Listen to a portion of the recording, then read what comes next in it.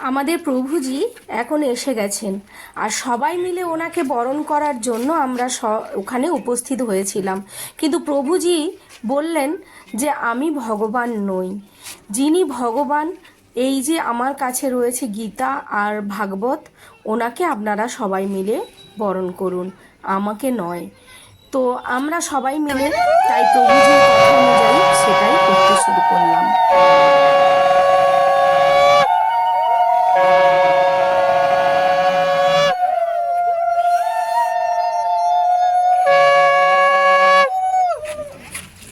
একটু ফুল ছড়াও, ফুল ফুল দাও, ফুল দাও।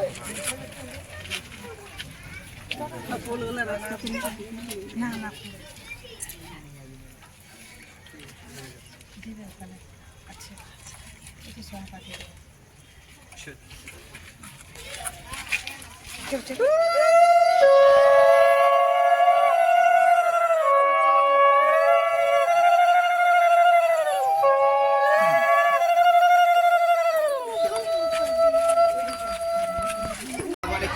দাঁড়াও, আমাদের এই সামনে এসে গেল আমাদের ঢোলক বাদক। একটু ঢোল এমনি বাজাতে নেই, কি লজ্জা পাচ্ছে। দীপকে এইভাবে দেখে আমারও খুব ভালো লাগছিল, তো খুব লজ্জা পাচ্ছিল। যাই হোক, প্রভুজি প্রায় 5-6 ঘন্টা জার্নি করে এসেছেন বলে উনি একটু জল খেয়ে 5-10 মিনিট রেস্ট করেই ভাগবতে বসবেন।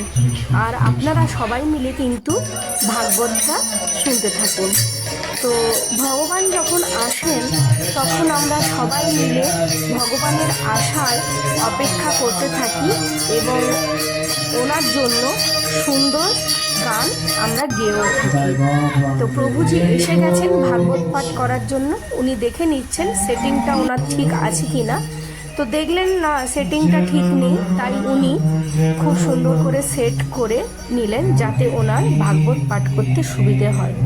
কিন্তু কি জানেন তো, প্রভুজি এত সুন্দর ভাগবত পাঠ করছিলেন বা করেন, কিন্তু সেই দিনকে মাইক এত ডিস্টার্ব করছিল যে আমরা ভালো করে ওনার ভাগবতটাই শুনতে পাচ্ছিলাম না। প্রায় 1-1.5 ঘন্টা কেটে যাওয়ার পরে সবাই বলল মাইকটা চেঞ্জ করা হোক। তো সেই ক্ষেত্রে তারপরে মাইকটা চেঞ্জ করা হলো, তারপরে আমরা খুব সুন্দর করে প্রভুজির ভাগবতটা শুনলাম। আপনারা সবাই মিলে প্রভুজির ভাগবতটা খুব সুন্দর করে উপভোগ করুন।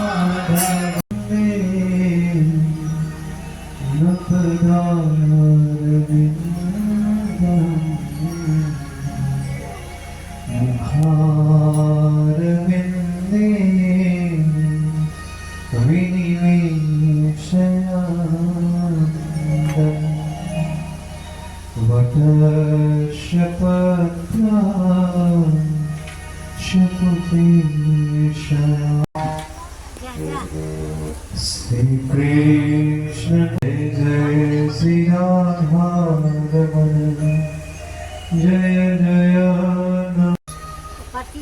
Nam Vishnu Padaya Krishna Pristaya Bhutale Sri Nirvishesha Sunyavadi Pashyate Deshitari.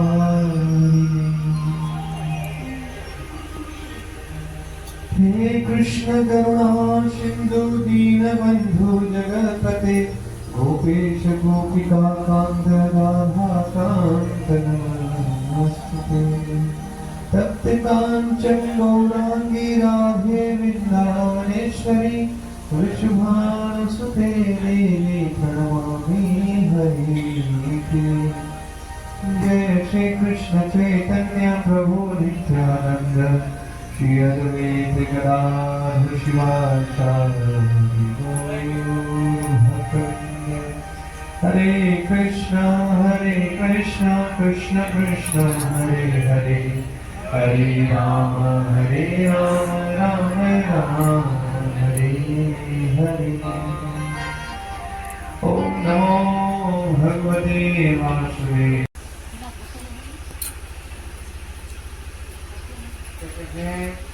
Tungabhadra नदी के तट पर एक ब्राह्मण रहते हैं। यत्र यस्य परमात्मेन पापहानि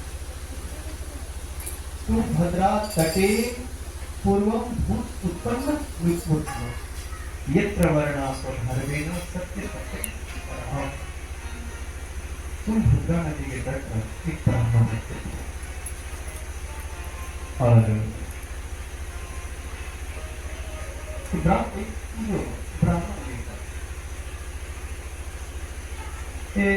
कहते हैं साक्षात युक्त भास्कर था, बहुत धनी संपन्न थे, धन की कोई कमी नहीं थी, परंतु अब क्योंकि प्रबल है इसलिए विवेक का आश्रय लेकर के इसको छोड़ो और आगे बढ़ो, सब छोड़ दो। और यही प्रवचन ये ऋषि भी कर रहे हैं तो बाद में भी इनको कोई करेगा। तो उसको ब्रह्म ने कहा मैंने मुझे पुत्र की प्राप्ति कराई। जब इस प्रकार से उनकी बार बार उन्होंने आग्रह का निवेदन किया, पांव छोड़े ही नहीं, तो कहते इति विप्राग्रहं दृष्ट्वा प्राविष्टतपोधनं चित्रकूटतः कष्टं विधिलेख विमार्जनं न यस्यसि सुखं तत्र देवहत्योगमं यतो हठेन युक्तोऽसि ऋथिनं किं वदाम्यहम्। इस प्रकार से बार बार हाथ करने लगे तो सन्यासी महाराज ने क्या किया, एक फल लिया, बोले महाराज ये फल लो, ये फल ले जाकर के अपनी पत्नी को खिला देना, वो गर्भवती हो जाए। बोले ठीक है महाराज, बस यही तो मैं चाह रहा था। अब जब महात्मा जी ब्राह्मण देवता महात्मा जी से फल ले लिए, अपने घर गए और वह स्त्री को फल दे, तो ये तुम खा लेना, जैसे तुम गर्भवती हो जाओगी और हमें संतान की प्राप्ति हो जाएगी। अब हमने क्या बोला कि ये बड़ी कुटिल थी इसकी पत्नी प्रसव करने में उसको बड़ा मजा आता था। तो अब वो रो रो करके अपनी बहन या अपनी सखी से कहने लगी, अरे सखी क्या करूं, मुझे बड़ी चिंता हो गई है, मुझे ये फल खानी पड़ रही, मैं नहीं खाऊंगी। बोले क्या फल है? बोले फल खाने से मैं गर्भवती हो जाऊंगी, और मैंने सुना है कि जब गर्भवती हो जाती है महिलाएं तो उसको कुछ खाया नहीं जाता है। अभी से उसको कष्ट देखिए क्या हो रहा है कि हमको आगे खाने के लिए नहीं मिलेगा। अतः हाथ में आपने देखा होगा तो कुछ मॉडर्न लोग एक फंदा लेकर के घूमते और उसमें एक कुत्ता रहता है, मालूम है? तो ये आज का फैशन नहीं, उसी से वो धुलुकारी भी करता था। देखिए वर्णन आया है, ठीक से कहा शस्त्रधारी जब दीन धानम प्रजनिका चंडाल धीरतो नित्यम पास हस्ता स्वसंगतः। चंडाल की तरह क्या था ये? था ब्राह्मण, लेकिन चंडाल क्या देखिए बहुत सुंदर लिखा है, चंडाल अभिरतो नित्यम पास हस्तः स्वसंगतः। स्व किसको कहते हैं? कुत्ता है ना। तो हाथ में चंडाल की तरह क्या करता, वो उसके ऊपर फंदा बना करके मतलब रस्सी बांध करके कुत्ते को वो फंदे को हाथ में लेकर के घूमता जाता। तो अकेले नहीं घूमता, दो तीन कुत्ता को साथ में लेकर के जाता, कुत्ते को कर रहा है आगे चल रहा है। तो इस प्रकार से वह रहता था।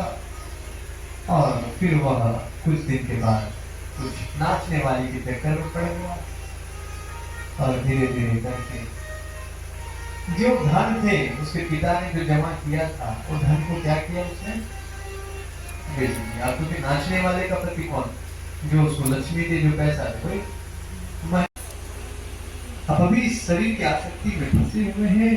पिताजी यह शरीर कब पीत वायु से बना हुआ है, आप इस शरीर की आसक्ति से मुक्त हो जाइए, अपने पुत्र की आसक्ति से मुक्त हो जाइए, अपने पत्नी की आसक्ति से मुक्त हो जाइए, इन सब की आसक्ति से मुक्त होकर के वृंदावन जाइए और वहां जाकर के भागवत का पाठ करिए और अपने जीवन का उद्धार करिए।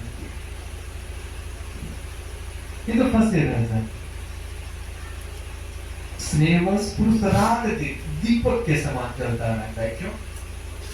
हमारे बच्चे और हमारी पत्नी सुखी रहे। लेकिन इसको अब त्यागिए, क्योंकि इससे सुख नहीं मिला। जब आपको पुत्र नहीं था तो भी दुख था, जब पुत्र हो गया तो भी दुख है। अतः अब इस जो आसक्ति है आप उसको छोड़िए और जाकर के भजन करिए, सब कुछ छोड़ करके भगवान में चलिए। कहते हैं गोकर्ण जी के वचन को सुन करके आत्मदेव ब्रह्म और में चलिए। सर्वेन्द्रियाल जी मुझे लिखते हैं वन में जाकर के वो क्या किए, कहते श्रीमद् भागवतम दशमस्य पाठम, और श्रीमद् भागवतम के 10वें स्कंद का पाठ करते हुए भागवत के पाठ करने के बाद भगवान के धाम में चले अब ब्रह्मत्वं नासितं मया।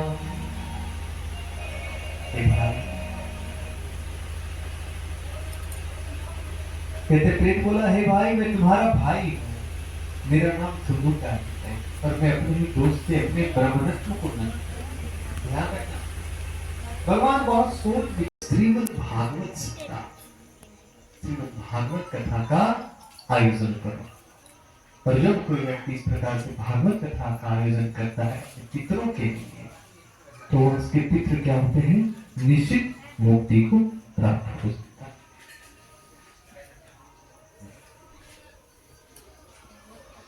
अतः भाई गोकर्ण जी आप अपने भाई के लिए क्या प्राप्त कराने वाली इसका सप्ताह पारायण भी क्या है, धर्म है। इतना ही नहीं, आगे क्या कहते हैं, कंपन्ते सर्व पापानि सप्ताह श्रवणे स्थिते अस्माकं परलय सध्यं कथचेयं करिष्यति। जब सप्ताह श्रवण का योग लगता है तब सब पाप थर्रा उठते हैं। अब यह भागवत कथा जल्द ही हमारा पाप का क्या करेगी, अंत करेगा। कथाया श्रवणं पुंसा निष्फलं जन्म कीर्तिः। जो व्यक्ति भारत में जन्म लिया, यस्मिन में भारतवर्षे सुरभि देव संसिदा, देखिए कितनी बड़ी बात कह रहे हैं। कहते हैं अगर भारत में जन्म हुआ और श्रीमद् भागवत की कथा नहीं सुना तब तो वह व्यक्ति क्या है, बेकार है। उसका जन्म ही क्या है, निष्फल, उसके जन्म का कोई फल नहीं, बेकार है।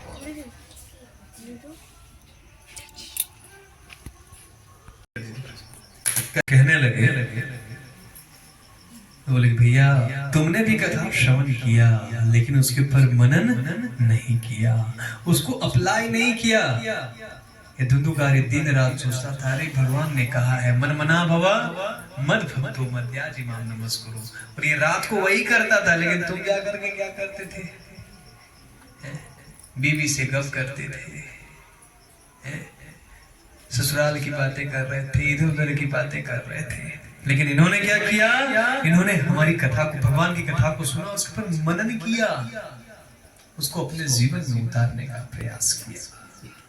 अतः अब ये भगवत धाम जाएगा और तुम लोग अभी कुछ दिन के लिए ही रहोगे। कहते इसके साथ सभी हरि पार्षद हरि कीर्तन करते हुए वैकुंठ लोक नहीं है। तो इस प्रकार से जो भी व्यक्ति भागवत सप्ताह का श्रवण करता है वो तो मुक्त होता ही है, लेकिन जो इस महात्मा को भी सुनता है उसकी भी मुक्ति हो जाती है। अगर कोई प्रेत योनि में चला गया है तो उसकी मुक्ति हो जाती है। एक बार हम लोग गोंडा, ये हाईवे वाले रूट में पड़ती है, जैसे आप क्या है गोंडा उधर है हजारी, कि यार ये मुझे तो लेकर के जा रहे हैं लेकिन मेरे बेटे ने अगर इसको देख लिया तो क्या हो जाएगा, वो बहुत डर जाएगा। तो इतना ही कहा नारायण भाषा, इतना कहने ही जाने वाला था तब तक तो कहते हैं वहां भगवान के 4 दूत आदम के। देखिए भगवान के दूत जैसे हमारे फोन में सिग्नल पकड़ता है ना, सिग्नल पकड़ना, सिग्नल हमेशा क्या है, विद्यमान है। फोन ठीक रहे तो क्या होता है, तुरंत पकड़ लेता है। ऐसे ही संसार में भगवान के दूत घूमते रहते हैं कि कौन व्यक्ति मृत्यु के समय भगवान का नाम बुला रहा है कि उसको हम पकड़ लें। ऐसे ही घूमते रहते हैं। ऐसा नहीं सोच सकते कि प्रभु जी क्या कहते हैं उसको, जब अमेरिका में रहेंगे वहां बुलाएंगे तो नहीं होगा ना। कहीं पे भी, पूरे विश्व में कहीं पे भी रहेंगे और भगवान का नाम लिया तो भगवान के दूत क्या करेंगे,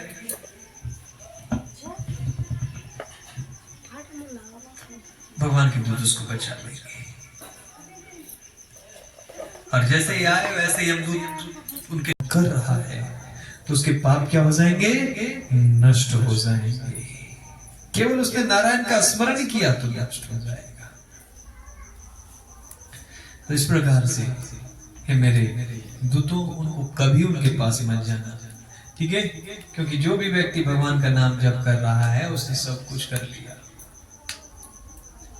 न यहो बता स्वपचतो गरियान यत यग्रे वर्तते यत जीवा अग्रे वर्तते नाम तुभ्यम। जिसके जीवा के अग्रभाग के ऊपर क्या है, तो भगवान का नाम है, वह तुम्हारा नहीं है, वह किसका है, भगवान का है। ते पुस्तक, उसने सारी तपस्या कर ली, उसने समस्त यज्ञों का हवन कर लिया, उसने समस्त तीर्थों में स्नान कर लिया।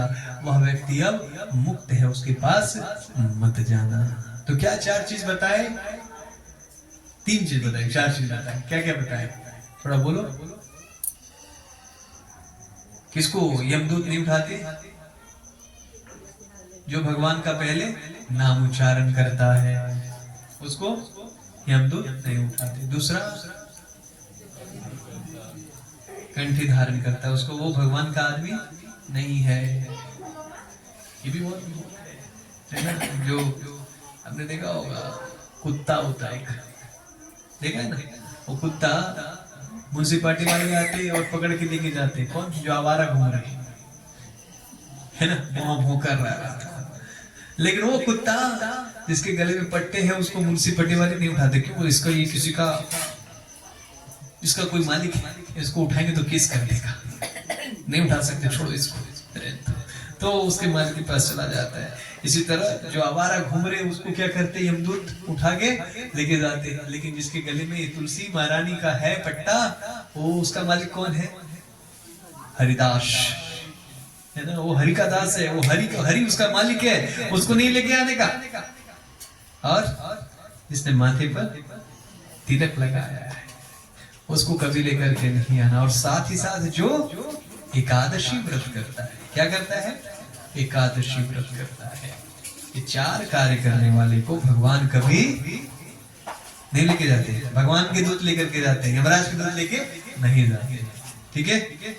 और चार कार्य करने वाले को उठा के लेके आना, मेरे दूतों को, किसको किसको लेके आना है, जो भगवान का नाम करेगा, जो मांस खाता है उसको पकड़ो और ले आओ मेरे पास।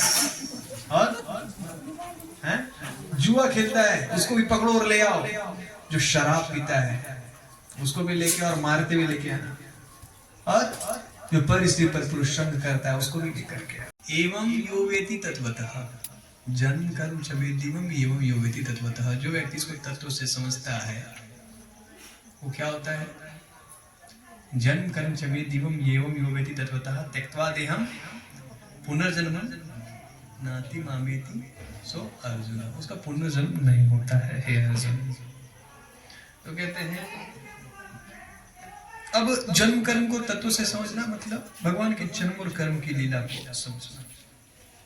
भगवान गोकुल में आए और गोकुल में बहुत सारी लीलाएं की हैं, लेकिन उन लीलाओं में जो सबसे मनोरम और सबसे प्रिय लीलाएं हैं वो क्या है, भगवान के बाल लीलाएं। एकदा क्रीडमानाते राम आद्यः गोपदारका कृष्णं मृदं भक्षितवान इत्रे मात्रे अन्यते। एकदा क्रीडमानाते, ये उस समय की लीला है जब भगवान धीरे कृष्ण तो बेकार है, एकदम छलिया है, हम लोग का माखन चुरा के खा जाता है, बहुत बदमाश बच्चा है। कृष्ण इधर बंद कर लेंगे, गोविंदम आदि पुरुषम बंद कर लेंगे, इधर बोल बोल ऐसी स्थिति है। तो भगवान की ये स्थिति है, भगवान बहुत बहुत सुंदर लीला करते हैं। प्रभु वृंदावन जी गोस्वामी महाराज अभी वर्णन कर रहे थे, हम लोग सुनने के लिए गए थे वेणु गीत में। तो भगवान कैसे रहते थे तो बहुत सुंदर इस श्लोक में आप देखिए, वेणु गीत में वर्णन आया है। बरहा पीड़म नटवर वपु कर्णयो कर्णिकारम। कहते नटवर वपु, जैसे हमेशा एक दुल्हा सजा हुआ रहता है ना, तो भगवान ऐसे ही रहते हैं ब्रज में और ऐसे ही घूमते रहते हैं। ब्रजवास कनक कपीशम वैजयंतीम च मालाम।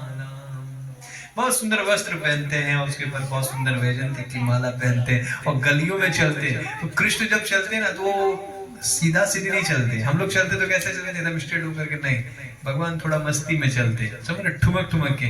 आप लोग कभी गाय चराने गए होंगे तो काली गाय का दूध पिया मैंने, काली रात को जन्म लिया। दो पक्ष, एक पक्ष कृष्ण के लिए, एक पक्ष गोपियों के लिए। गोपियां कहते हैं तो इतना बता दे कान्हा, तेरा रंग काला क्यों, तू इतना बता दे कान्हा, तेरा रंग काला क्यों, काला होकर भी जग से निराला क्यों, काला होकर भी जग से निराला क्यों। गोपियां कहती तू बता इतना काला क्यों है? तो कृष्ण कहते मैंने काली रात को जन्म लिया, मैंने काली रात को जन्म लिया, और काली गाय का दूध पिया, और काली गाय का दूध पिया। कृष्ण कहते देखो मैं गोरा हूँ लेकिन क्या कहूँ, मैंने काली रात को जन्म लिया। कब जन्म लिया? रात को 12 बजे। और क्या कहूँ, ओ मैया हमको काली गाय का दूध, क्या कह रहे हैं, बंद कर दीजिए, नहीं बजती हो पाएगा, ठीक है। क्या कह रहे हैं कि मैं कालिया दाम में कूदती है और वो जो कालिया नाक था चढ़ाते हैं उसके ऊपर, अग्नि के ऊपर, तो काला हो जाता है, तो उसकी मटकी काली हो गई है। और तू यतीम मन की तरह, मन भी बहुत काला है। तेरी चुंदरी का रंग काला इसलिए काला हूं। कृष्ण इस प्रकार से बहुत से कारण दे रहे हैं, नहीं माने तो अंतिम में कहते हैं अच्छा अब बताता हूं वास्तविक कारण। सखी नैनन में कजरा लगाती है और नैनों में मुझको बसाती है, तेरे कजरे का रंग काला इसलिए काला हूं। क्या कह रहे, देखो तुम लोग आती हो मुझे देखते रहती हो, लंबे लंबे समय तक देखती हो ना, और उसी आंख से देखती हो जिसमें काजल लगाती हो, तो देखती हो और मुझे अपने आंखों में बसा लेती हो और घंटों बाद निकालती हो ना, तो तुम्हारे काजल का रंग लग गया इसलिए मैं काला हो गया, बाद में मैं गोरा हो गया। तो भगवान इस प्रकार से अपना बहाना देते हैं। तो कहते मैया ये तो